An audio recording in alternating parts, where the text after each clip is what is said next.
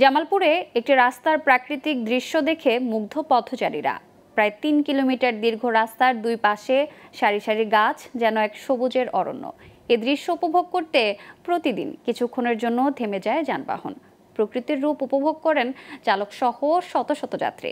তাই প্রত্যেকটি রাস্তার দুপাশে গাছ রোপণের আহ্বান পথচারীদের। তবে এসব গাছ রক্ষায় গাছে ব্যানার ফেস্টুন লাগানো বন্ধের দাবিও উঠেছে। জামালপুর থেকে ফিরোজ শাহের তথ্যচিত্রে বিস্তারিত ডেস্ক রিপোর্ট। জামালপুরে ২০১০ সালে প্রায় ৩ কিলোমিটার দীর্ঘ এই রাস্তার দুপাশে গাছ রোপণ করে বন বিভাগ।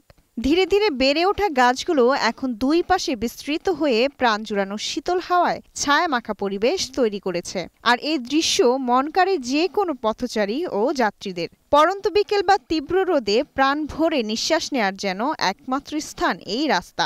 ৪৮ ফুট প্রস্থের পাকা রাস্তাটির দুপাশের গাছের ছায়ায় ঢেকে নিয়েছে পুরো পথ। এই রাস্তাটি এখন পথচারীদের কাছে হয়ে উঠেছে জনপ্রিয় স্থান। এখানে যানবাহনের যাত্রা বিরতি পরিণত হয়েছে নিয়মে। জামালপুর থেকে দেওয়ানগঞ্জের যে রাস্তাটা আছে, এই রাস্তাটা অনেক ভালো লাগে, অনেক মনোমুগ্ধকর রাস্তা, অরণ্য গাছপালা আছে, অনেক ভালো লাগে। মাঝে মাঝে আমরা বসে থাকি একটু আরামের না গিয়া, আমরা এই রাস্তায় খুব আনন্দিত। আমরা যে সারিভাবে গাছগুলো আছে, এটার জন্য আমাদের মতো পথচারীদের অনেক উপকারে আসে।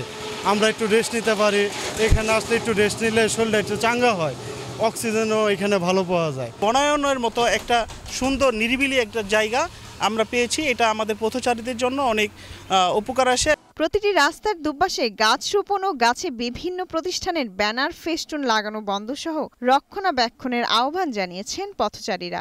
এরকম যেন জামালপুর জেলার প্রত্যেকটা রাস্তায় গাছগাছালি লাগিয়ে আপনার পরিবেশ রক্ষা করা হয় আর কি। আমরা একটা জিনিস লক্ষ্য করলে দেখতে পাই যে এই গাছের মধ্যে বিভিন্ন কোম্পানি, বিভিন্ন প্রতিষ্ঠানের বিজ্ঞাপন লাগানো হয় যে তার কাটার মাধ্যমে।